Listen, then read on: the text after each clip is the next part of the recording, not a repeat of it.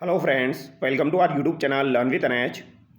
आज का ये वीडियो आप लोगों के लिए काफ़ी शानदार होने वाला है दोस्तों, क्योंकि आज के वीडियो के अंदर हम दोस्तों फोर्थ ग्रेड एग्जाम से संबंधित यानी कि आपकी चतुर्थ श्रेणी भर्ती परीक्षा से संबंधित एक पेपर की चर्चा करने वाले हैं। ये आपका माइनर टेस्ट 04 होने वाला है, जो कि कलाम अकेडमी के द्वारा दोस्तों आपका कल ही आयोजित करवाया गया है। तो इसका सोल्यूशन हम देखने वाले हैं।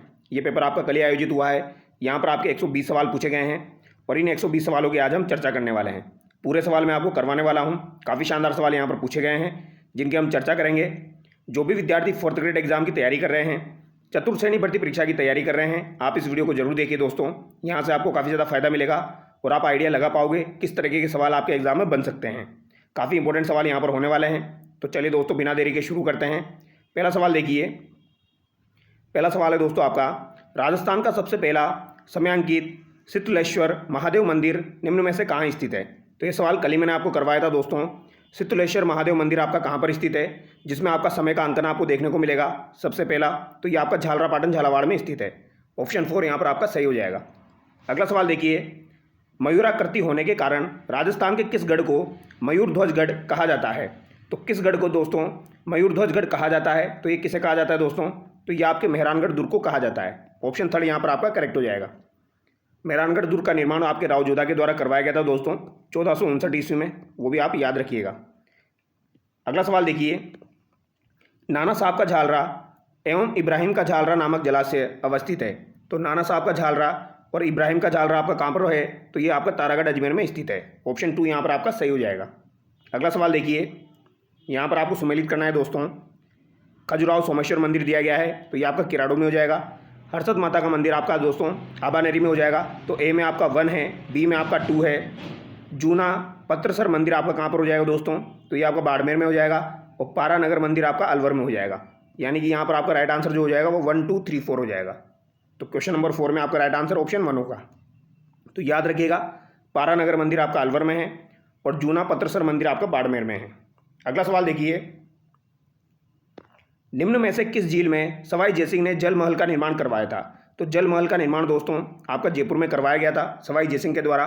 तो ये कहाँ पर करवाया गया था? तो मानसागर झील में करवाया गया था। ऑप्शन 2 यहाँ पर आपका सही हो जाएगा।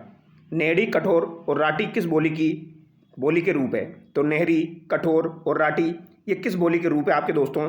तो मेवाती बोली के जो दोस्तों रूप है वो आपके राठी, कठेर और नेहरी आपको देखने को मिलते हैं। ऑप्शन 1 यहाँ पर आपका सही हो जाएगा। अगला सवाल देखिए। मारवाड़ी की साहित्यिक भाषा का नाम क्या है? तो मारवाड़ी की साहित्यिक भाषा अगर आपसे पूछी जाए तो इसका नाम क्या हो जाएगा दोस्तों? डिंगल हो जाएगा। मारवाड़ी की साहित्यिक भाषा यानी पश्चिमी राजस्थान आपका हो गया, तो इसकी जो आपकी साहित्यिक भाषा हो जाएगी वो क्या हो जाएगी? डिंगल हो जाएगी। अगला सवाल देखिए। लिंग्विस्टिक सर्वे ऑफ इंडिया किसके द्वारा 1912 ईस्वी में लिखा गया? तो लिंग्विस्टिक सर्वे ऑफ इंडिया जो है दोस्तों ये 1912 में किसके द्वारा लिखा गया था? तो ये आपके जॉर्ज अब्राहम ग्रेसन के द्वारा लिखा गया था। ऑप्शन 4 यहाँ पर आपका करेक्ट होगा। अगला सवाल देखिए। राजस्थानी साहित्य में पर्ची या परिचय व्यंजित करता है? तो ये सवाल भी काफ़ी बार एग्जाम में पूछा जाता है, याद रखिएगा। संतों का जो जीवन परिचय होता है दोस्तों वही आपका पर्ची कहलाता है। ऑप्शन 1 यहाँ पर आपका सही हो जाएगा। अगला सवाल देखिए। अचलदास खिचरी वचनिका के लेखक हैं? तो अचलदास खिचरी वचनिका जो है दोस्तों इसके लेखक आपके कौन हो जाएंगे? तो इसके लेखक आपके शिवदास गार्डन हो जाएंगे, जिन्हें चारण शिवदास भी कहा जाता है। ऑप्शन 4 यहाँ पर आपका करेक्ट होगा। अगला सवाल देखिए। निम्नांकित में से कौन सी पुस्तक सूर्यमल मिश्रण द्वारा लिखी गई है? नीचे दिए गए कोड की सहायता से सही विकल्प चुनिए। तो वंश भास्कर, राम रंजाट, धातु रूपावली ये सभी की सभी आपकी दोस्तों किसके द्वारा लिखी गई है? सूर्यमल मिश्रण के द्वारा लिखी गई है। राज रूपक आपके सूर्यमल मिश्रण के द्वारा नहीं लिखी गई है। अब आप लोग मुझे कमेंट करके बताना राज रूपक जो है ये किसके द्वारा लिखी गई है। सिंपल सा सवाल है, राज रूपक किसके द्वारा लिखी गई है यह आप मुझे कमेंट करके बताएंगे, ठीक है? तो यहाँ पर 1 2 3 आपका करेक्ट आंसर होगा। अगला सवाल देखिए। निम्न में से किस ख्यात में मुगल मारवाड़ वैवाहिक संबंधों का विवरण प्राप्त होता है? तो मुगल और मारवाड़ दोनों के वैवाहिक संबंधों का विवरण आपको कहाँ पर देखने को मिलेगा? ये आपसे पूछा गया है। तो मुंडियार ठिकानारी ख्यात जो है दोस्तों, मुंडियार ठिकानारी ख्यात, इसमें आपको मुगल मारवाड़ वैवाहिक संबंधों का विवरण प्राप्त होता है। ये आप याद रखिएगा, मुंडियार ठिकानारी ख्यात। अगला सवाल देखिए। फाबूजी की कथा के साथ कौन सा वाद्य यंत्र जुड़ा हुआ है? तो फाबूजी की कथा के साथ कौन सा वाद्य यंत्र जुड़ा हुआ है दोस्तों? तो 2 चीज़ें आपको याद रखनी है दोस्तों। एक तो फाबूजी की फड़ होती है और एक फाबूजी के फवाड़े होते हैं। तो फाबूजी की फड़ जो होती है दोस्तों इसका वाचन तो रावण हत्ता वाद्य यंत्र के साथ किया जाता है, ठीक है? लेकिन फाबूजी के जो फवाड़े होते हैं ये आपके माठ वाद्य यंत्र के साथ गाए जाते हैं। और एक आपको याद रखना है, जो देवनारायण जी जो होते हैं दोस्तों, इनकी फट का वाचन जो है वो जंत्रवाद यंत्र से किया जाता है। तो ये 3 बातें आपको याद रखनी है जो कि इंपॉर्टेंट बार बार एग्जाम में पूछी जाती है। अब यहाँ पर रावणहत्था आपको कहीं पर भी देखने को नहीं मिल रहा है। तो बाबू जी के फगवाड़े जो है दोस्तों, वो आपके माठवाद यंत्र के साथ गाए जाते हैं। ऑप्शन 2 यहाँ पर आपका सही हो जाएगा। अगला सवाल देखिए, डेरू क्या है? तो डेरू आपका क्या हो जाएगा, बताइए दोस्तों। शिल्प कला का प्रकार, रुकने का स्थान, एक पक्षी या वाद्य यंत्र। तो डेरू क्या है दोस्तों, एक प्रकार का आपका वाद्य यंत्र है। अगला सवाल देखिए, निम्नलिखित में से कौन से राजस्थानी लोक संगीत का सुशिरवाद यंत्र है? तो यहाँ पर सुशिरवाद यंत्र आपसे पूछे गए हैं, अलगोजा, भपंग, सतारा और नड़। तो इन चारों में से आपको ये बताना है यहाँ पर सुशिरवाद यंत्र आपका कौन सा है। तो बताइए भैया। तो अलगोजा जो है दोस्तों, ये आपका सुशिरवाद में आता है। सतारा सुशिरवाद में आता है। इसके अलावा नड़ जो है ये भी आपका सुशिरवाद में आता है। भपंग जो है दोस्तों, ये आपका तत्ववाद के अंतर्गत आता है। ठीक है, तो यहाँ पर 1, 3, 4 आपका करेक्ट हो जाएगा। ऑप्शन 4 यहाँ पर आपका सही होगा। अगला सवाल देखिए, यहाँ पर भी आपको सम्मिलित करना है। गरासिया समुदाय का नृत्य कौन सा हो जाएगा दोस्तों? तो मांदल नृत्य जो है ये गरासिया समुदाय के द्वारा किया जाएगा आपका। गुजर समुदाय के द्वारा दोस्तों फल्गुबाई के द्वारा आपका चरी नृत्य किया जाता है। भील समुदाय के द्वारा यहाँ पर देखिए मिलान कीजिए, ए में आपका 4 हो गया, बी में आपका 3 हो गया। तो यहाँ पर एक ही ऑप्शन दिया गया है, सी में आपका 1 हो जाएगा। भील समुदाय के द्वारा गौरी नृत्य हो गया और सहरिया समुदाय के द्वारा आपका सांग नृत्य हो जाएगा। तो ऑप्शन 2 यहाँ पर आपका सही हो जाएगा। ठीक है, अगला सवाल देखिए, उदयपुर के निकट एकलिंग जी के मंदिर का निर्माण किस शासक के द्वारा करवाया गया था? तो एकलिंग जी का जो मंदिर बना हुआ है, इसका निर्माण किस शासक के द्वारा करवाया गया था, यह आपसे पूछा गया है दोस्तों। तो ये बप्पा रावल के द्वारा करवाया गया था। किसके द्वारा करवाया गया था दोस्तों? बप्पा रावल के द्वारा इसका निर्माण करवाया गया था। यह आपको याद रखना है। अगला सवाल देखिए, अलाउद्दीन खिलजी ने किस दुर्ग का नाम बदलकर खेराबाद कर दिया था? तो खेराबाद किस दुर्ग का नाम किया था दोस्तों? आमेर, चित्तौड़गढ़, सिवाना, जालोर। तो सिवाना दुर्ग का नाम जो है वो खेराबाद कर दिया था। जालोर का नाम क्या किया था? जलालाबाद किया था। जालोर का नाम क्या किया था? जलालाबाद किया था। यहाँ पर आक्रमण 1311 में हुआ था। सिवाना में आक्रमण आपका 1308 में हुआ था। चित्तौड़ का नाम क्या किया था? खिजराबाद कर दिया था। यहाँ पर आक्रमण आपका 1303 में हुआ था। ठीक है, अगला सवाल देखिए, किसने टोंक में नृत्य, गायन और संगीत के लिए एक शानदार हॉल सुनहरी कोठी का निर्माण करवाया? तो सुनहरी कोठी जो है ये आपकी टोंक में भी बनी हुई है दोस्तों। तो इस सुनहरी कोठी का निर्माण टोंक में किसने करवाया था? तो ये आपके इब्राहिम अली खान के द्वारा करवाया गया था। किसके द्वारा करवाया गया था? मोहम्मद इब्राहिम अली खान के द्वारा करवाया गया था। अगला सवाल देखिए, सुमेलित करना है। मुबारक महल आपका कहाँ पर है? तो मुबारक महल आपको जयपुर में देखने को मिलेगा। अबेड़ा महल कहाँ पर है दोस्तों? तो अबेड़ा महल आपका कोटा में हो जाएगा। ठीक है, इसके अलावा अबिली मिनी का महल भी आपकी कोटा में ही है। रेशमा महल आपका सीकर में हो जाएगा और एक थम्बिया महल आपका कहाँ पर हो जाएगा? डूंगरपुर में हो जाएगा। तो यहाँ पर राइट आंसर क्या हो जाएगा दोस्तों? आपका ऑप्शन 1 यहाँ पर आपका करेक्ट होगा। ठीक है, अगला सवाल देखिए, सुमेलित कीजिए। शरीर के अंग और आभूषण यहाँ पर दिए गए हैं, तो आपको बताना है दोस्तों यहाँ पर क्या आपका राइट आंसर होगा। तो पहले इनको सुमेलित कर लीजिए, फिर आंसर चेक कर लेंगे हम। जैसे कान का जो हो जाएगा, अंगूठिया जो है ये कान में पहना जाता है आपका। ठीक है, दामना जो है ये अंगुलियों का आभूषण है। कमर का आपका कंडोरा हो जाएगा और मादलिया जो है ये गले का आभूषण है। यानी कि यहाँ पर आपका राइट आंसर होना चाहिए 4, 3, 2, 1। 4, 3, 2, 1 यहाँ पर आपका करेक्ट होना चाहिए। ठीक है, तो यहाँ पर आपका राइट आंसर क्या हो जाएगा? ऑप्शन 4 यहाँ पर आपका करेक्ट हो जाएगा। अगला सवाल देखिए, तुलसी नामक आभूषण जो है दोस्तों ये महिलाओं द्वारा कहाँ पर पहना जाता है? तो तुलसी नामक आभूषण जो है ये भी आपका गले में पहना जाता है दोस्तों। ऑप्शन 2 यहाँ पर आपका सही हो जाएगा। अनवट, अनोटा, जरा, फोलरा शरीर के किस अंग के आभूषण है? ये आपका इंपॉर्टेंट सवाल है दोस्तों। ये आपके कहाँ के आभूषण है? पाँव के आभूषण है। ये आप याद रखिएगा दोस्तों, इंपॉर्टेंट है। अनवट, इसके अलावा अनोटा, जरा, पोलरा, इसके अलावा अगर आपसे पूछा जाए आंवला, इसके अलावा नुपुर, आंवला, नुपुर, लंगर, ये सब आपके कहाँ के आभूषण है दोस्तों।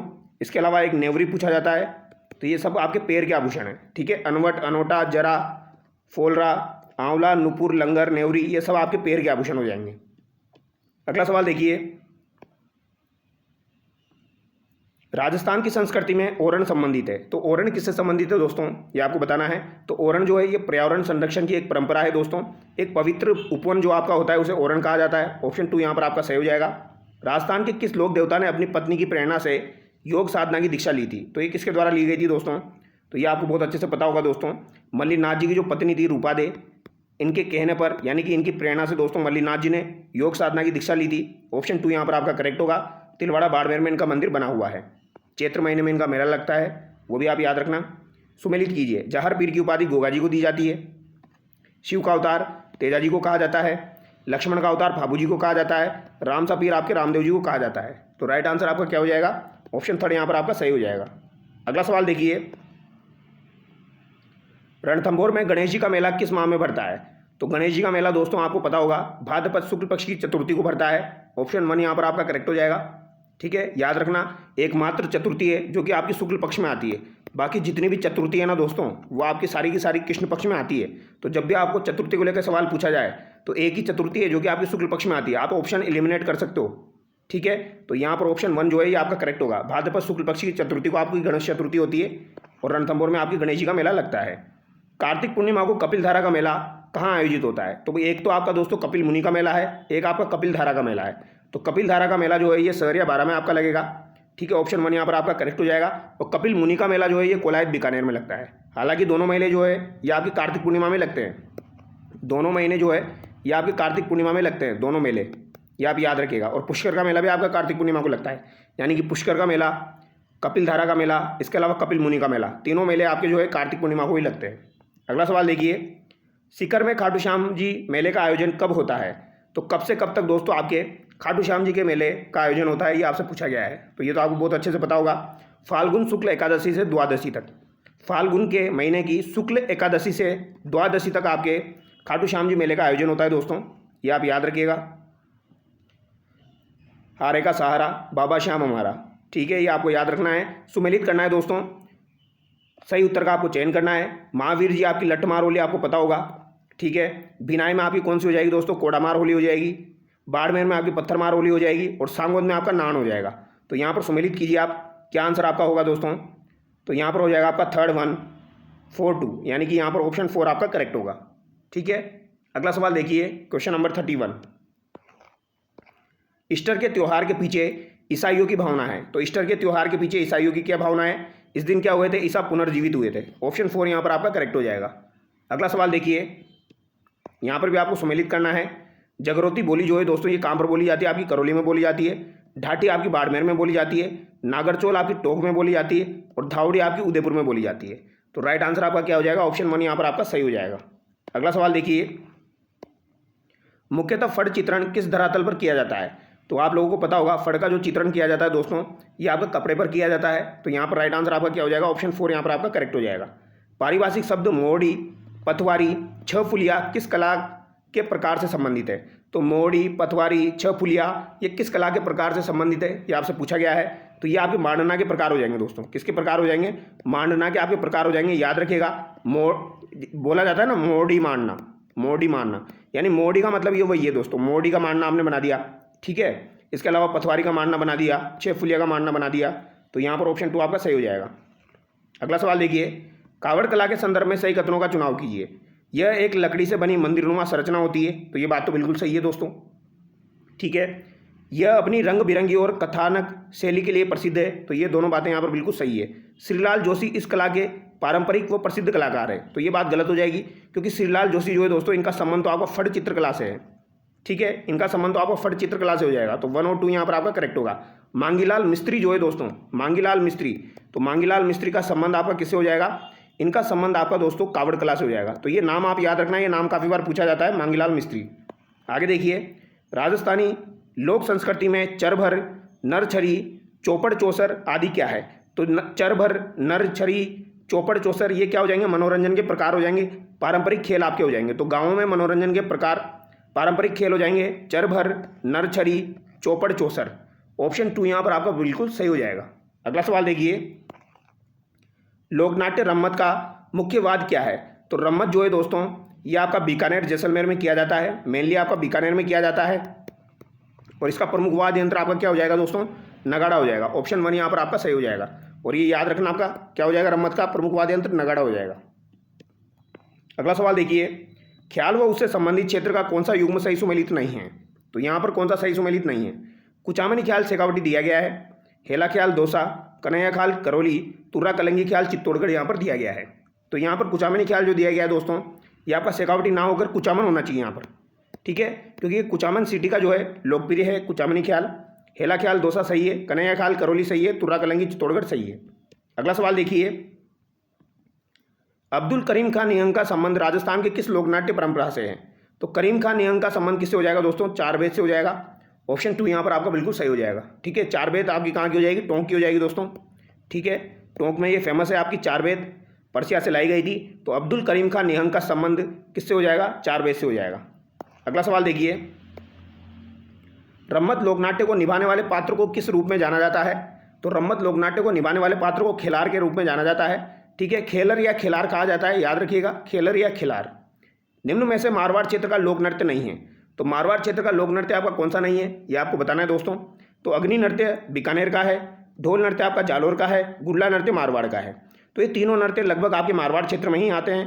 ठीक है, लेकिन डांग नृत्य जो है ये आपको मारवाड़ क्षेत्र में नहीं आता है। ठीक है, डांग नृत्य आपका कहाँ का हो जाएगा? नाथद्वारा का हो जाएगा। तो ये आप याद रखिएगा।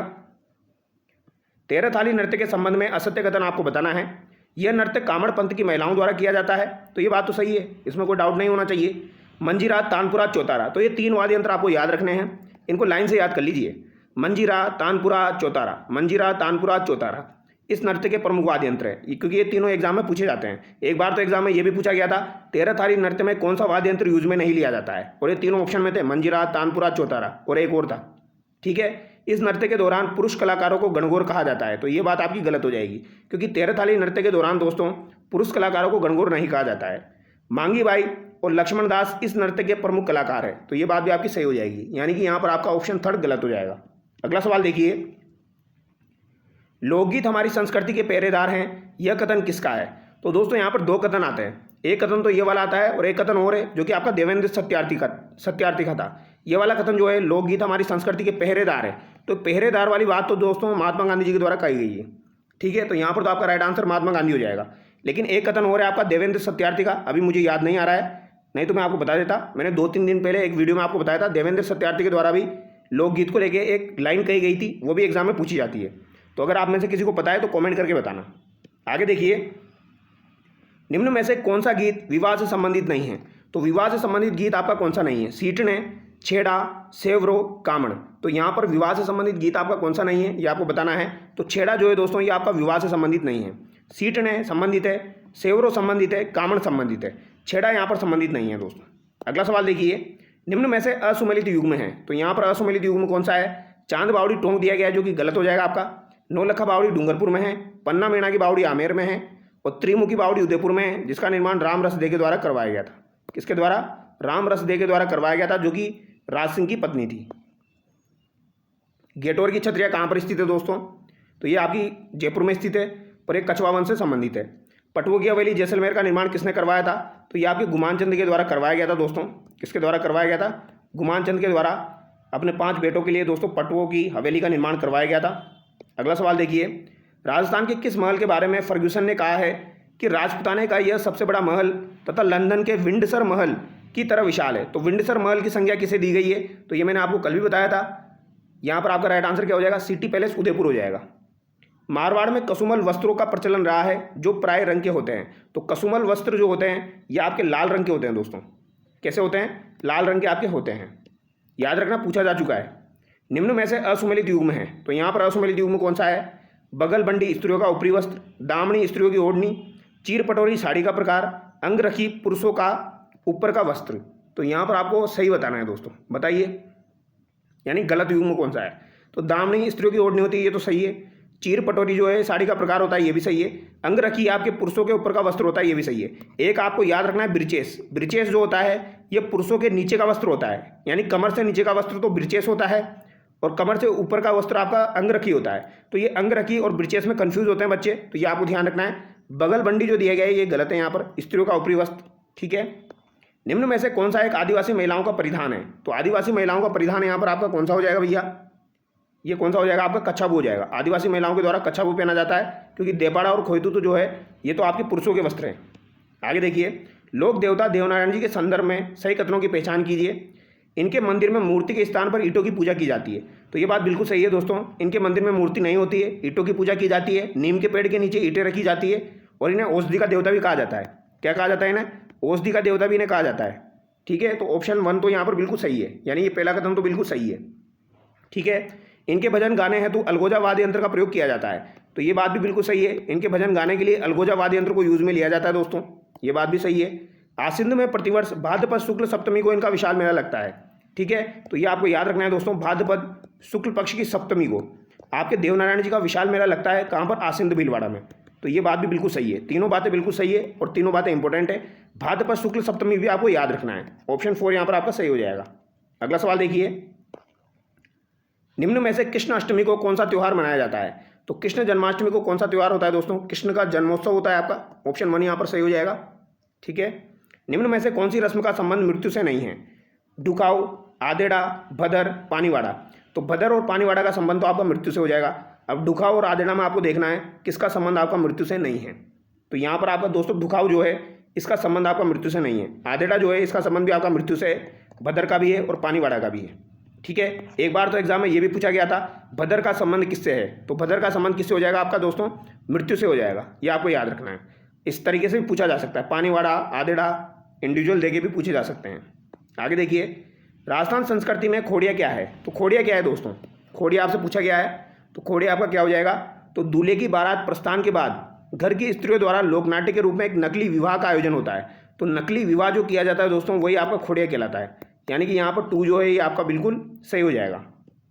आगे देखिए, मनुष्य जीवन का अंतिम संस्कार कौन सा है? तो ये अंत्येष्टि आपका अंतिम संस्कार हो जाएगा। इनमें से कौन मांड गायन में सिद्ध हस्त नहीं है? तो मांड गायन में कौन सिद्ध हस्त नहीं है? अल्लाह जिलाबाई है, यहाँ पर दोस्तों आपकी गौरीबाई भी है, बन्नो बेगम भी है, गुलाबो यहाँ पर नहीं है। ऑप्शन 3 यहाँ पर आपका करेक्ट हो जाएगा। ठीक है, क्योंकि कालबेलिया नृत्य की प्रसिद्ध कलाकार आपकी कौन है? गुलाबो है। तो यहाँ पर 1, 2, 4 तो आपका सही है, 3rd गलत हो गया। निम्नलिखित में से कौन से ऐतिहासिक पर्यटन स्थल का उदाहरण नहीं है? Bhangarh, Albert hall, Jantar Mantar, Galtaji. तो ऐतिहासिक पर्यटन स्थल का उदाहरण कौन सा नहीं है? ऐतिहासिक पूछा गया है तो ये गलताजी आपका नहीं है। ठीक है, गलताजी आपका जयपुर में है दोस्तों। यहाँ पर भानगढ़ है, जंतर मंतर है, अल्बर्ट हॉल है, ये आपके ऐतिहासिक पर्यटन स्थल के उदाहरण है। लेकिन गलताजी जो है ये आपके ऐतिहासिक पर्यटन स्थल का उदाहरण नहीं है। हालांकि गलताजी काफ़ी सारे लोग घूमने जाते हैं। ठीक है, लेकिन ऐतिहासिक पर्यटन स्थल के हिसाब से यहाँ पर पूछा गया है। आगे देखिए, सूर्य मंदिर आपका कहाँ पर है दोस्तों? तो झालरापाटन में आपका सूर्य मंदिर बना हुआ है। भरतरी मंदिर आपका अलवर में हो जाएगा। सोनारगढ़ का किला आपका जैसलमेर वाला हो जाएगा। और बड़े पीर साहब की दरगाह आपकी कहाँ पर हो जाएगी? या नागौर में हो जाएगी। तो यहाँ पर राइट आंसर आपका क्या हो जाएगा? ऑप्शन 3 करेक्ट हो जाएगा दोस्तों। ठीक है, तो बड़े पीर साहब की दरगाह भी आपको ध्यान रखनी है, ये कहाँ पर है? नागौर में है। आगे देखिए, मरु महोत्सव का आयोजन कौन से जिले से संबंधित है? तो मरु महोत्सव का आयोजन जो है ये कौन से जिले से आपका संबंधित हो जाएगा? तो ये आपका दोस्तों मरु महोत्सव जैसलमेर में मनाया जाता है। ऑप्शन 4 यहाँ पर करेक्ट होगा। और थार महोत्सव आपका कहाँ पर हो जाएगा? थार महोत्सव आपका बाड़मेर में हो जाएगा। और शीत महोत्सव या ग्रीष्म महोत्सव आपसे पूछा जाए तो वो माउंट आबू हो जाएगा। अब यहाँ पर दोस्तों आपको मैथमेटिक्स से सवाल है, ये भी देख लेते हैं। देखिए, A/B आपका 4:5:7 दिया गया है और C/D आपका 2:3 भी दिया गया है। तो यहाँ पर AC डॉट ये दिया गया है, BD क्या होगा? चलो बता देता हूँ मैं आपको। A/B यहाँ पर 5/7 दिया गया है और C/D जो है ये 2A/3 भी दिया गया है। यहाँ पर हमको क्या निकालना है? AC/BD निकालना है दोस्तों। AC/BD निकालना है तो इनको मल्टीप्लाई कर दीजिए। ठीक है, इनको मल्टीप्लाई कर देंगे तो आ जाएगा AC/BD। तो ये क्या हो जाएगा दोस्तों? अच्छा, पहले ये वैल्यू आप पुट कीजिए यहाँ पर। ये 5/7 जो है यहाँ पर पुट कर दीजिए आप। ठीक है, तो ये कितना हो जाएगा आपका? 10/21 हो जाएगा। ठीक है, तो ये तो आपका C/D तो 10/21 हो गया और ये आपका कितना हो गया? 5/7 हो गया। तो इनको मल्टीप्लाई करेंगे तो कितना हो गया? 50 ये आपका दोस्तों 147 हो जाएगा। यानी कि ऑप्शन 2 यहाँ पर आपका सही हो जाएगा। ठीक है, तो 61 में आपका ऑप्शन 2 सही हो गया। अगला सवाल देखिए, सचिन, अनिल और अंकुर ने एक व्यापार में क्रमशः 26,400, 27,600 और 28,800 रुपये लगाए। तो वर्ष के अंत में 69,000 रुपये के कुल लाभ में अंकुर का भाग ज्ञात कीजिए। तो यहाँ पर अंकुर का भाग आपको ज्ञात करना है। तो इसको कैसे कर सकते हैं वो मैं आपको बता देता हूँ। देखिए, सबसे पहले क्या कीजिए? रेशो निकालिए। किसका रेशो कितना है? तो 26,400 यहाँ पर दिया गया है।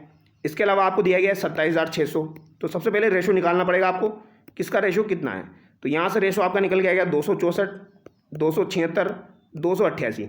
ठीक है, एक बार के लिए मैं इनको कट नहीं कर रहा हूँ, इनको आप जोड़ लीजिए। इनको जोड़ के आप किसके इक्वल कर दीजिए दोस्तों? 69,000 के इक्वल कर दीजिए। तो यहाँ पर जो एक की वैल्यू निकल के आएगी आपकी, ठीक है, वो एक की वैल्यू आपकी निकल के आएगी। हमको निकालना किसका है? अंकुर का निकालना है। तो अंकुर का कितना हो जाएगा? 28,800 हो जाएगा। तो वो एक की वैल्यू जो निकल के आएगी उसको आपको 28,800 से मल्टीप्लाई करना है। तो वो मल्टीप्लाई जैसे आप करोगे तो ये आपका कितना निकल के आ जाएगा? 24,000 निकल के आ जाएगा।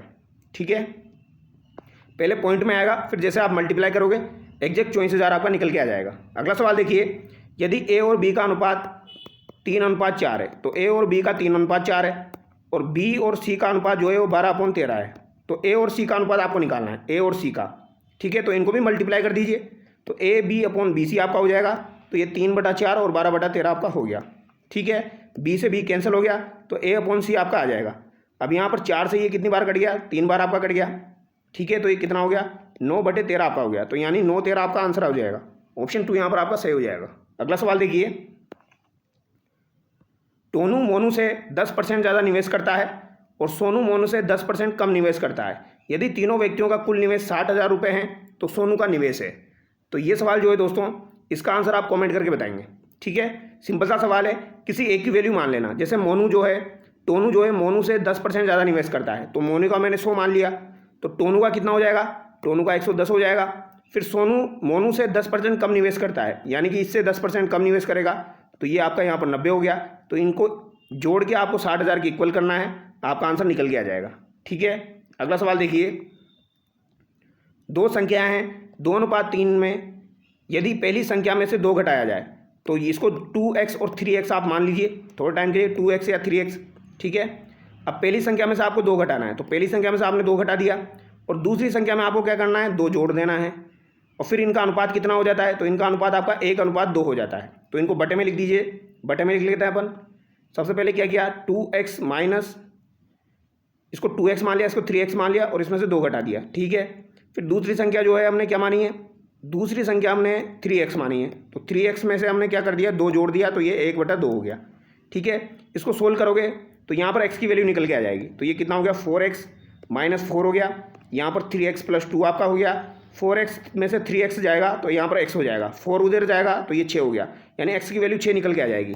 तो 2x और 3x हमने रखा था, तो 6 निकल के, यानी इसकी वैल्यू 12 है और इसकी वैल्यू 18 है। तो यहाँ पर पूछा गया संख्याओं का योग कितना होगा, तो 18 + 12 कितना हो जाएगा, 30 हो जाएगा। ऑप्शन 1 यहाँ पर आपका सही हो जाएगा। ठीक है, अगला सवाल देखिए, एक संख्या का 75% दूसरी संख्या के 3/7 के समान है। तो एक संख्या x है, इसका 75% जो है दोस्तों, इसका 75% आपका दूसरी संख्या कोई y है उसके 3/7 के बराबर है। ठीक है, तो पहली और दूसरी संख्या के बीच क्रमशः अनुपात है, यानी x/y यहाँ पर पूछना चाह रहा है। ठीक है, और ये 75% कितना होता है, तो 75% आपका 3/4 होता है। ठीक है, 75/100 कर लेना, 3/4 आपका हो जाएगा। तो 4 उधर जाएगा, तो ये 3 × 7 हो गया, 3 × आपका दोस्तों 4 हो गया, 3 × 4 हो जाएगा आपका, 4 उधर जाएगा और इधर आपका 7 × 3 हो जाएगा। तो 3 से 3 गया तो 4:7 आपका निकल के आ जाएगा। ऑप्शन 1 यहाँ पर आपका सही हो जाएगा। ठीक है, अगला सवाल देखिए, क्वेश्चन नंबर 67। एक बगीचे में नारियल और आम के पेड़ों का अनुपात दिया गया है, कितना है, 5:6 यहाँ पर दिया गया है। यदि कुल पेड़ों की संख्या 121 है तो कुल पेड़ों की संख्या कितनी है, 121 है, अनुपात 5:6 दिया गया है। तो यहाँ पर पूछा गया है, तो बगीचे में नारियल के पेड़ों की संख्या कितनी होगी। तो बगीचे में नारियल के पेड़ों की संख्या हमको बतानी है, यानी नारियल की यानी कि 5 की संख्या हमको बतानी है। तो ये कितना हो गया दोस्तों, दोनों को टोटल करेंगे तो 11 हो गया। 11 को 121 के इक्वल कर दो, तो यहाँ से 1 की वैल्यू निकल के आ जाएगी कितनी, 11। अब हमसे किसका पूछा गया है, इसका पूछा गया है नारियल का। तो नारियल की वैल्यू कितनी थी, 5, तो 5 को 11 से मल्टीप्लाई करेंगे तो कितना निकल के आएगा, 55। तो यहाँ पर ऑप्शन 4 आपका करेक्ट हो जाएगा। ठीक है, अगला सवाल देखिए, ए का बी से अनुपात 4:5 है और बी का सी से अनुपात 2:3 है। यदि ए 800 के बराबर है तो सी के कितने के बराबर होगा। तो A/B जो है वो आपका 4/5 दिया गया है और B/C जो है ये आपका 2/3 दिया गया है। ठीक है, अब यहाँ पर बोला गया है यदि A 800 के बराबर है, यानी A की वैल्यू जो है ये 800 के बराबर है, तो C कितने के बराबर होगा। तो C की वैल्यू हमको निकालनी है। तो यहाँ पर भी कुछ नहीं करना भैया, यहाँ पर भी आप मल्टीप्लिकेशन कर दीजिए। तो मल्टीप्लिकेशन करोगे तो 4/5 × 2/3 ये हो गया। ठीक है, B से B गया, A की वैल्यू 800 दी गई है, अब हमको C की वैल्यू चाहिए। तो इसको इधर कर दीजिए, 5 × 3 × A/4 × 2 और इधर क्या हो जाएगा आपका C हो जाएगा।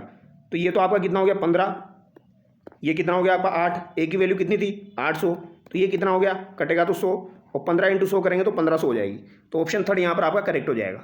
ठीक है, अगला सवाल देखिए, 32 रुपये में 1 रुपया 50 पैसे 25 पैसे के कितने सिक्के होंगे जबकि ये 4, 5, 6 के अनुपात में हो। तो ये सवाल इंपॉर्टेंट सवाल है, ये सवाल काफ़ी बार एग्जाम में पूछा जाता है, यानी पैसे वाला सवाल काफ़ी बार एग्जाम में पूछा जाता है, कितने सिक्के हैं, इसके कितने सिक्के हैं, उसके कितने सिक्के हैं। तो यहाँ पर सबसे पहले क्या करना है आपको, सबसे पहले रेशो लेना है दोस्तों। जैसे ये 1 रुपया है, इसको 100 पैसे में आप बदल लीजिए, यानी पहले इक्वल कर लीजिए। 100 पैसा हो गया, 1 रुपया कितना होता है 100 पैसा, इधर हो गए 50 पैसे, इधर हो गए 25 पैसे। ठीक है, अब इनका रेशो आपको लेना है दोस्तों।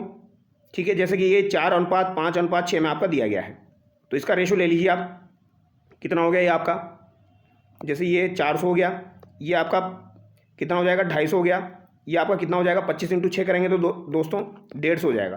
तो ये करेंगे आप 250 + 150 कितना हो गया, तो 250 + 150 आपका कितना हो गया 400 हो गया, यानी 800। तो टोटल आपका 800 पैसा हो गया। तो ये 800 पैसा जो है ये किसके बराबर है, 32 रुपये के बराबर है। तो 32 रुपये को भी पैसे में बदल लो तो ये 32 हो गया।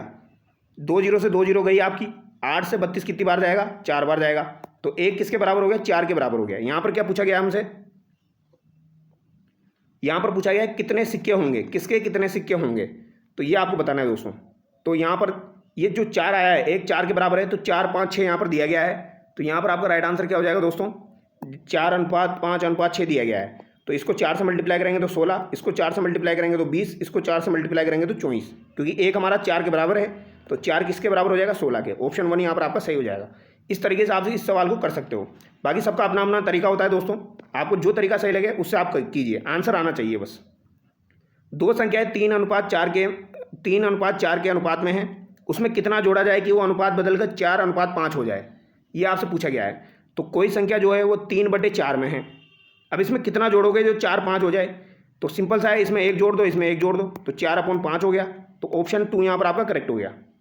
अब यहाँ पर भी दिया गया है 7/x, ये 17.5 यानी कि 17.5, और यहाँ पर 22.5 आपका दिया गया है। x की वैल्यू निकालनी है, तो ये पॉइंट से पॉइंट हटा दो पहले, तो 25 से इनको उड़ा दो दोस्तों। तो 25 से कितनी बार उड़ेगा वो देख लीजिए आप। तो 25 से 175 कितनी बार जाएगा, 100 4 बार गया, ये आपका 6 7 बार गया, ठीक है। ये आपका कितनी बार जाएगा, ये आपका 9 बार जाएगा, ठीक है। 7 से 7 यहाँ पर कट गया। x की वैल्यू अपन को निकालनी है, तो x की वैल्यू कितनी आ गई, 9 निकल के आ गई। ऑप्शन 4 यहाँ पर आपका करेक्ट हो जाएगा, ठीक है। अगला सवाल देखिए, एक मिश्रण में दूध और पानी का अनुपात दिया गया है, तो 4:3। ऐसा सवाल भी काफ़ी बार एग्जाम में पूछा जाता है और एक कन्फ्यूजिंग सवाल रहते हैं, बच्चों को करने में दिक्कत आती है। 4:3 दिया गया है, ठीक है। अब इस मिश्रण में 6 लीटर पानी डालने से दूध और पानी का अनुपात क्रमशः 8:7 हो जाता है। कितना हो जाता है, 8:7 हो जाता है। ये तो आपका मिल्क है, ये आपका पानी है। अब यहाँ पर देखो दूध की मात्रा नहीं बदल रही है, तो जो मात्रा नहीं बदल रही है उस पर ध्यान देना है। देखो कैसे दोगे, इसको देखिए 4:3 यहाँ पर है, 8:7 यहाँ पर है, यानी दूध की मात्रा नहीं बदल रही है, यानी यहाँ पर 4 है तो यहाँ पर भी 4 होना चाहिए, यानी कि यहाँ पर 8 है तो यहाँ पर भी 8 होना चाहिए। तो इसको 2 से मल्टीप्लाई कर देते हैं हम, तो ये कितना हो गया आपका 8:6 हो गया, ठीक है। और इधर आपका 8:7 हो गया। अब दूध की मात्रा समान हो गई, ठीक है। अब यहाँ पर पानी की मात्रा 6 है और यहाँ पर 7 है, यानी ये एक जो है, जो एक ऐड किया है, ये किसके बराबर है आपका 6 लीटर के बराबर है। तो एक किसके बराबर हो गया, 6 लीटर के बराबर हो गया। अब यहाँ पर क्या पूछा है, मूल मिश्रण में दूध की मात्रा कितनी है, तो दूध की मात्रा 8 है और 1 लीटर एक जो है हमारा 6 के बराबर है, तो 8 × 6 करेंगे तो कितना हो गया, 48 हो गया। ऑप्शन 4 यहाँ पर आपका बिल्कुल करेक्ट हो जाएगा, ठीक है। इस तरीके से आप इस सवाल को कर सकते हो। आगे देखिए, यदि 3 संख्याएं 3:2:5 के अनुपात में हो और उनके वर्गों का योग इतना हो, तो दूसरी संख्या क्या होगी। तो ये आपकी 3x मान लो, इसको 2x मान लो, इसको 5x मान लो। अब इनके वर्गों का योग कर दो, तो ये तो हो गया 9x², ये हो गया आपका 4x², ये हो गया आपका 25x²। ये किसके बराबर है आपका 1862 के बराबर है, ठीक है। 9 4 कितना हो गया आपका दोस्तों, 13 हो गया। 13 और 25 कितना हो जाएगा, तो 25 में से 10 जोड़ोगे तो 35, 35 में 3 जोड़ोगे तो 38, तो ये 38x² आपका हो गया और ये आपका 1862 के बराबर हो गया। तो x² जो है ये आपका 1862/38 हो गया। अब इसको आप डिवाइड करो, कितना निकल के आएगा दोस्तों, तो ये आपका निकल के आएगा 49, ठीक है। तो x की वैल्यू कितनी निकल के आ जाएगी, 7 निकल के आ जाएगी। ऑप्शन 1 यहाँ पर आपका करेक्ट हो जाएगा, ठीक है। रुकिए, थोड़ी सी मिस्टेक कर दी मैंने यहाँ पर क्या दूसरी संख्या पूछी है यहाँ पर, तो दूसरी संख्या कौन सी है, 2x है। दूसरी संख्या क्या है, 2x है। तो x की वैल्यू तो 7 निकल के आ गई, तो यहाँ पर x की वैल्यू नहीं पूछी गई है भैया। यहाँ पर क्या पूछा गया है, दूसरी संख्या क्या है, तो दूसरी संख्या 2x है, तो x की वैल्यू 7 है, तो 2 × 7 करेंगे तो कितना हो जाएगा, 14 हो जाएगा। तो 14 यहाँ पर राइट आंसर होगा, ठीक है। आगे देखिए, a/b और c/d, तो संख्या a/c/d वित्ततानुपात में होती है यदि, तो वित्ततानुपात यानी कि इसे क्या कहा जाएगा, वित्ततानुपात का मतलब क्या हो जाएगा यहाँ पर, कंटिन्यूड। तो ये आपको निकालना है कंटिन्यूड प्रोपोर्शन। तो इसका आंसर क्या होगा बताइए दोस्तों, AB = CD, AC = BD, B = C, A = D। तो इसका आंसर मैं आपको बता देता हूँ, इसका आंसर हो जाएगा आपका दोस्तों ऑप्शन 3 B = C हो जाएगा। एक कक्षा में लड़के और लड़कियों का अनुपात 5:3 है, यानी 5/3 आपका हो गया। तो निम्नलिखित में से विद्यार्थियों की वह संख्या जो कक्षा में नहीं हो सकती, तो 5:3 है, दोनों को जोड़ दो तो कितना हो गया, 8 हो गया। यानी जो भी आपकी संख्या होगी वो 8 से डिवाइड होनी चाहिए। 32 8 से डिवाइड है, 40 8 से डिवाइड है, 56 8 से डिवाइड है, लेकिन 36 आपका 8 से डिवाइड नहीं है। ठीक है, ये आपको याद रखना है। तो यहाँ पर ऑप्शन 2 आपका सही हो जाएगा। अगला सवाल देखिए दोस्तों, अब आपका एक करंट अफेयर का सवाल है। ठीक है, तो मैथमेटिक्स के सवाल मैंने थोड़े बहुत आपको करवा दिए जितना हो सकता था दोस्तों, बाकी थोड़ा बहुत आप प्रैक्टिस करिएगा, हो जाएंगे। हाल ही में नई दिल्ली में आयोजित स्टार्टअप महाकुंभ 2025 की थीम क्या थी? तो स्टार्टअप महाकुंभ 2025 की थीम आपकी क्या हो जाएगी? Startup India @2047 unfolding the Bharat story. क्या हो जाएगी? Unfolding the Bharat story. World नहीं है, भारत स्टोरी है। आगे देखिए, हाल ही में जारी पंचायत उन्नति सूचकांक के संबंध में निम्नलिखित कथनों पर विचार कीजिए। बताइए, यह पंचायती राज मंत्रालय द्वारा जारी की जाती है। इस सूचकांक में सर्वाधिक A ग्रेड पंचायतों के साथ गुजरात शीर्ष पर रहा। यहाँ पर कौन से कथन आपके सत्य हो जाएंगे, ये आपसे पूछा गया है दोस्तों। तो यहाँ पर पंचायती राज मंत्रालय द्वारा जारी की गई, ये बात बिल्कुल सही है। और जो गुजरात है वो यहाँ पर टॉप पर आए दोस्तों A ग्रेड पंचायतों के साथ, ये बात भी आपकी सही है। और एक गुजरात इंपॉर्टेंट है, याद रखना है। दोनों बातें बिल्कुल सही है, 1 और 2 आपका यहाँ पर सत्य हो जाएगा। ठीक है, अप्रैल 2025 में किसे भारत के 107वें राष्ट्रीय उद्यान के रूप में अधिसूचित किया गया? तो 107वां राष्ट्रीय उद्यान सिमलीपाल को बनाया गया था, ओडिशा का हो जाएगा। ऑप्शन 1 यहाँ पर आपका सही है। अगला सवाल देखिए, हाल ही में 23वें राष्ट्रीय विधि आयोग के अध्यक्ष के रूप में किसे नियुक्त किया गया? तो ये दिनेश माहेश्वरी को नियुक्त किया गया है दोस्तों। अगला सवाल देखिए, वर्ल्ड हेरिटेज डे 2025 के अवसर पर यूनेस्को ने भारत के किन 2 साहित्यिक ग्रंथों को अपने memory of the world register में सम्मिलित किया है? तो ये 2 हो जाएंगे आपके, एक तो नाट्यशास्त्र है और एक भगवद गीता है। ऑप्शन 3 यहाँ पर आपका करेक्ट होगा। महत्वपूर्ण सवाल है, निम्न में से असंगत युग्म का चयन कीजिए। असंगत युग्म का चयन करना है, योजना और संबंधित विभाग यहाँ पर दिया गया है। तो बताइए राइट आंसर क्या होगा दोस्तों। अब देखिए, लाडो प्रोत्साहन योजना महिला अधिकारिता विभाग, बिल्कुल सही है। मुख्यमंत्री स्वनिधि योजना स्वायत्त शासन विभाग, ये भी सही है। पंच गौरव योजना ग्रामीण विकास दिया गया है, ये गलत हो जाएगी। स्वामित्व योजना पंचायती राज विभाग, तो स्वामित्व योजना जो है ये पंचायती राज विभाग की है। स्वनिधि योजना जो है ये स्वायत्त शासन विभाग की है। ठीक है, तो स्वामित्व तो पंचायती राज विभाग की है और स्वनिधि स्वायत्त शासन विभाग की है। लाडो प्रोत्साहन योजना इंपॉर्टेंट है। ठीक है, ये महिला अधिकारिता विभाग की है। अगला सवाल देखिए, हाल ही में मुख्यमंत्री भजनलाल शर्मा ने रिन्यू पावर के 1.3 गीगावाट क्षमता के सौर ऊर्जा संयंत्र का उद्घाटन कहाँ किया है? तो ये उद्घाटन दोस्तों आपका पोखरण जैसलमेर में किया गया है। ठीक है, तो भजनलाल शर्मा ने रिन्यू पावर के 1.3 गीगावाट क्षमता के सौर ऊर्जा का उद्घाटन पोखरण जैसलमेर में किया है।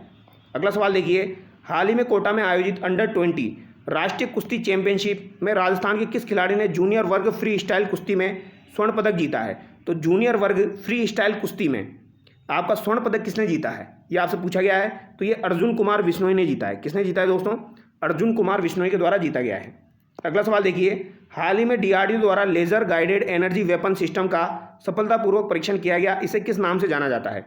तो laser guided energy weapon system है, इसका सफलतापूर्वक परीक्षण अभी हुआ है, तो इसे किस नाम से जाना जाता है? इसे सहस्त्र शक्ति के नाम से जाना जाता है। बहुत ही ज़्यादा इंपॉर्टेंट सवाल है दोस्तों। ज़्यादातर बच्चे जल्दीबाजी में भाववास्त्र आंसर कर देंगे, लेकिन यहाँ पर राइट आंसर क्या हो जाएगा आपका? सहस्त्र शक्ति हो जाएगा। इसका आयोजन अभी हुआ था, laser guided energy weapon system का दोस्तों अभी सफलतापूर्वक परीक्षण हुआ था और राजस्थान से हुआ था। आगे देखिए, बर्तन बैंक योजना के अंतर्गत राजस्थान का पहला बर्तन बैंक कहाँ खोला गया है? तो ये कहाँ पर खोला गया आपका दोस्तों? तो ये कोटा में खोला गया आपका, खैराबाद कोटा में। पराकाष्ठा शब्द का घोतक है, तो पराकाष्ठा शब्द जो है दोस्तों इसका घोतक क्या हो जाएगा आपका? तो बताइए। तो जेनिथ जो होता है दोस्तों ये आपका पराकाष्ठा शब्द का घोतक हो जाएगा। अगला सवाल देखिए, वैलिडिटी शब्द का अर्थ है, तो मान्यता हो जाएगा, वैधता हो जाएगा, प्रमाणिकता हो जाएगा। उपयुक्त तो सभी यहाँ पर आपका सही हो जाएगा। परिशिष्ट शब्द का घोतक है, इंपॉर्टेंट है। परिशिष्ट शब्द किसे कहा जाता है? इसका इंग्लिश में बताइए आप क्या हो जाएगा? तो परिशिष्ट शब्द दोस्तों आपका ऑप्शन 3 यहाँ पर आपका करेक्ट होगा। ANNEXURE, एनेक्श्योर जो है दोस्तों ये आपका परिशिष्ट शब्द का घोतक है। यहाँ पर 3 आपका करेक्ट होगा। 89 का बताइए, असंगत विकल्प चुनिए। तो असंगत विकल्प बताइए, एक्यूरेसी परिशुद्धता दिया गया है, डेलिमिलेशन सीमांकन, गेजेटेड राजपत्रित, जजमेंट यानी निर्णय। तो यहाँ पर कौन सा आपका असंगत है ये आपको बताना है। तो डेलिमिनेशन यहाँ पर दिया गया है, डेलिमिलेशन, तो ये सीमांकन यहाँ पर गलत है। परमिटेड शब्द का अर्थ नहीं है, तो परमिटेड शब्द का अर्थ यहाँ पर क्या नहीं है? अनुमत होता है, अनुज्ञप्त होता है, अनुमति प्राप्त करना होता है, अनुज्ञेय नहीं होता है दोस्तों। अनुमत, अनुज्ञप्त, अनुमति प्राप्त करना होता है, अनुज्ञेय यहाँ पर नहीं होता है। अगला सवाल देखिए, क्वेश्चन नंबर 91, शाश्वत का विलोम है। तो शाश्वत का दोस्तों विलोम क्या हो जाएगा आपका? तो शाश्वत का विलोम आपका क्षणिक हो जाएगा और नश्वर हो जाएगा। 1 और 2 यहाँ पर आपका करेक्ट होगा। तो नश्वर और क्षणिक दोनों जो है ये शाश्वत के विलोम होते हैं, आश्वत नहीं होता है। विलोम की दृष्टि से सही विकल्प है घृणा का निष्ठुरता, वाम का उत्तर, कायर का डरपोक, स्वतंत्र का परतंत्र। सही विकल्प पूछा गया है दोस्तों। सही विकल्प आपको बताना है तो स्वतंत्र का परतंत्र जो दिया गया है ये बिल्कुल सही है, ऑप्शन 4 यहाँ पर आपका करेक्ट होगा। विलोम की दृष्टि से असंगत विकल्प है, तो असंगत विकल्प आपको बताना है। सत्कार का तिरस्कार, शीत का उष्ण, चिरायु का दीर्घायु, वेष्टि का समष्टि। तो यहाँ पर कौन सा दोस्तों आपका असंगत है? तो चिरायु का दीर्घायु जो दिया गया है ये असंगत है, आपका विलोम नहीं है ये तो समानार्थी शब्द हो गए। सत्कार का तिरस्कार, शीत का उष्ण, वेष्टि का समष्टि सही है। आगे देखिए, आदर का विलोम है, तो आदर का विलोम क्या हो जाएगा दोस्तों? तो आदर का आपका क्या हो जाएगा? सिंपल सा निरादर हो जाएगा, ऑप्शन 1 यहाँ पर आपका करेक्ट है। रुग्ण का विलोम क्या होगा? तो रुग्ण का विलोम क्या हो जाएगा दोस्तों? स्वस्थ हो जाएगा, तो रुग्ण का विलोम स्वस्थ आपका होगा। आगे देखिए, क्वेश्चन नंबर 96 देखिए दोस्तों। क्रिया का वह रूपांतर जिसमें क्रिया के व्यापार और उसकी पूर्ण या अपूर्ण अवस्था का बोध होता है कहते हैं। तो क्रिया का ऐसा रूप जिसमें क्रिया के व्यापार उसकी पूर्ण या अपूर्णता का बोध होता है उसको क्या कहा जाता है? तो इसे क्या कहा जाएगा दोस्तों? इसे काल कहा जाता है। ठीक है। यदि मैं दिल्ली जाता तो लाल किला देखता, यह किस प्रकार का वाक्य है? यदि मैं दिल्ली जाता तो लाल किला देखता, मतलब गया नहीं है। ठीक है, यानी कि यहाँ पर आपका हेतु हेतु मत भूतकाल हो जाएगा। हो सकता है सीता ना आए, वाक्य में काल है, तो हो सकता है सीता ना आए, इस वाक्य में कौन सा काल है आपका? तो बताइए दोस्तों, इसमें संभाव्य भविष्यत काल है, यानी हो सकता है सीता ना आए, यानी नहा सकती है, अभी संभावना है, तो संभाव्य भविष्यत काल हो जाएगी। योगेश पढ़ रहा है, वाक्य में वाक्य की क्रिया किस काल की है? तो योगेश पढ़ रहा है, यानी अभी पढ़ रहा है, कार्य चल रहा है, तो यहाँ पर क्या हो जाएगा आपका? अपूर्ण वर्तमान काल। ठीक है। वर्तमान काल के कितने भेद होते हैं आपके दोस्तों? तो वर्तमान काल के आपके 5 भेद होते हैं। कितने भेद होते हैं? 5 भेद आपके वर्तमान काल के होते हैं। अभी कुछ इंग्लिश के सवाल है दोस्तों, मैं करवा देता हूँ आपको। देखिए, यहाँ पर पूछा गया है the teacher said that the earth moves round the sun. इसका नरेशन आपको बताना है। सही आंसर आपका क्या हो जाएगा? तो यहाँ पर दिया गया the teacher said the earth moves round the sun, option 4 यहाँ पर आपका सही हो जाएगा। ठीक है। अगला सवाल देखिए दोस्तों, question number 102। Arun said I boat this ring for my mother. तो इसका भी आपको नरेशन बताना है। तो इसका आंसर क्या हो जाएगा दोस्तों? इसका आंसर हो जाएगा Arun said that he had bought that ring for his mother, option 4 यहाँ पर आपका सही हो जाएगा। Mother said to me will you come here and help me. तो यहाँ पर भी आपको नरेशन बताना है। तो इसका क्या हो जाएगा दोस्तों? यहाँ पर mother asked me if I would go there and help her. आगे देखिए, Ruhi said to Parveen do you like to watch movies. इसका नरेशन आपको बताना है। तो ये आपका हो जाएगा दोस्तों, Ruhi asked Parveen if he liked to watch movies, option 3 यहाँ पर आपका सही हो जाएगा। अब देखिए, यहाँ पर मैं आंसर बता देता हूँ, इनको आपको खुद से सोल्व करना पड़ेगा क्योंकि ये मुझे भी नहीं पता है। He said I started the job today, narration यहाँ पर आपको बताना है। तो ये हो जाएगा he said that he had started the job that day. आगे देखिए, डू यू स्पीक मराठी, इसका पैसिव वॉइस आपको बनाना है दोस्तों, बताइए।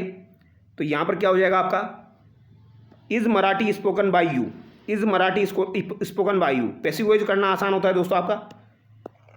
आगे देखिए, सी इज़ रीडिंग अ नोवल, इसका भी पैसिव वॉइस आपको बनाना है। तो सी इज़ रीडिंग अ नोवल, तो बताइए इसका पैसिव वॉइस क्या हो जाएगा? तो इसका हो जाएगा a novel is being read by हर। ठीक है, तो यहाँ पर इज़ था, इस वजह से यहाँ पर बीइंग आया दोस्तों। आगे देखिए, does she like English literature, तो does she like English literature, तो इसका क्या हो जाएगा?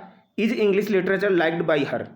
ही always forgets my name, he always forgets my name, तो इसका पैसिव वॉइस आपको बताना है। तो बताइए क्या होगा दोस्तों? तो इसका पैसिव वॉइस आपका हो जाएगा my name is always forgotten by him. Does he sing only ghazals, इसका भी पैसिव वॉइस आपको बनाना है दोस्तों। तो इसका पैसिव वॉइस क्या हो जाएगा? तो ये हो जाएगा आपका आर ओनली गजल्स संग बाई हिम, ऑप्शन 4 यहाँ पर आपका करेक्ट होगा।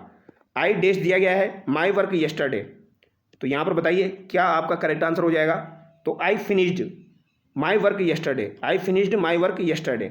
सी यूजुअली इन ब्लू इंक, तो इसमें क्या आंसर होगा आपका दोस्तों? सी यूजली, यानी कि यहाँ पर तो दोस्तों आपका यूजली डेली करने वाली चीज़ है, तो राइट से यहाँ पर हो जाएगा। ठीक है, राइट से यहाँ पर हो जाएगा इन ब्लू इंक। आगे देखिए, question number 113। The student away before the teacher came, तो द स्टूडेंट, बताइए इसका आंसर क्या हो जाएगा दोस्तों? तो the students had run away before the teacher came. आगे देखिए, I will make an appointment with the dentist soon, तो यहाँ पर विल मेक आपका होगा। आगे देखिए, 115 क्वेश्चन, इसमें क्या आंसर होगा आपका? तो इसमें हो जाएगा he when the phone rang, तो he was cooking when the phone rang. His father died the age of 68, तो हिज फादर डाइड, अब यहाँ पर आपको बताना है क्या यहाँ पर आपका करेक्ट होगा? तो his father died at the age of 8। आगे देखिए, the 4 brothers always had dispute themselves. तो यहाँ पर आपका राइट आंसर क्या होगा? तो the 4 brothers always had disputes among themselves. His father died cancer. तो हिज फादर जो है, his father died of cancer, of यहाँ पर होगा। We show a wounded tiger while passing the forest. तो यहाँ पर आपका राइट आंसर क्या हो जाएगा? तो we show a wounded tiger while passing through the forest. ठीक है। You should listen what your parents say. तो you should listen what your parents say, क्या यहाँ पर होना चाहिए आपका दोस्तों? तो you should listen to what your parents say. तो ये 120 क्वेश्चन आपके हो चुके हैं दोस्तों। ठीक है, जो मैं आपको करवा सकता था मैंने डिटेल से करवा दिए।